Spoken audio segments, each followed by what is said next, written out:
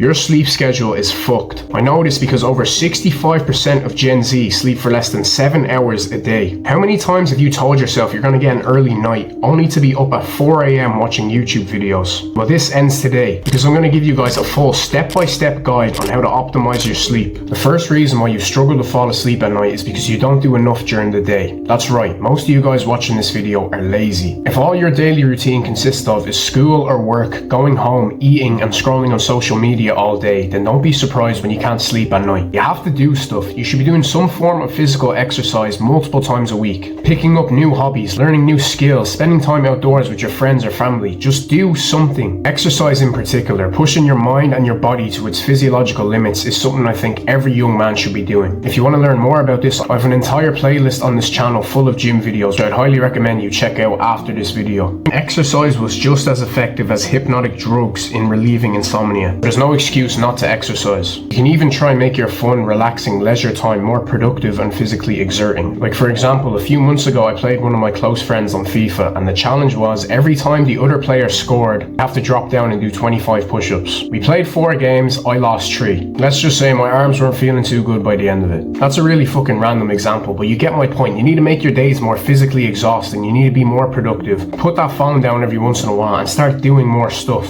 The younger you are, the more energy you're supposed to have, so don't waste it. Use it wisely. Next is something you'd already know if you're an OG of this channel, as it's something old Connor used to mention a lot. Try implementing the 10-3-2-1 rule. But as a general rule of thumb, just follow the 10-3-2-1 rule. The 10-3-2-1 rule states 10 hours before bed you shouldn't have any more caffeine. This is because caffeine is still reactive in your body 10 hours after consuming it. 3 hours before bed you should stop eating and have a mini fast. 2 hours before bed you should stop working to let your mind and body relax. And 1 hour before bed you should completely eradicate your screen time. The reason why avoiding screens at night time is so important is because of light. Light plays a key role in regulating our circadian rhythm, which is basically your body's internal clock, which dictates when you're supposed to be awake and when you're supposed to be asleep. This is why at night time we feel tired and during the day we feel awake, or at least that's how it's supposed to be. If your circadian rhythm is messed up, which if you're up till 3 a.m. every day, it definitely is, the best way to fix it is by getting direct sunlight into your eyes first thing in the morning. This is something Andrew Huberman preaches. Light viewing early in the day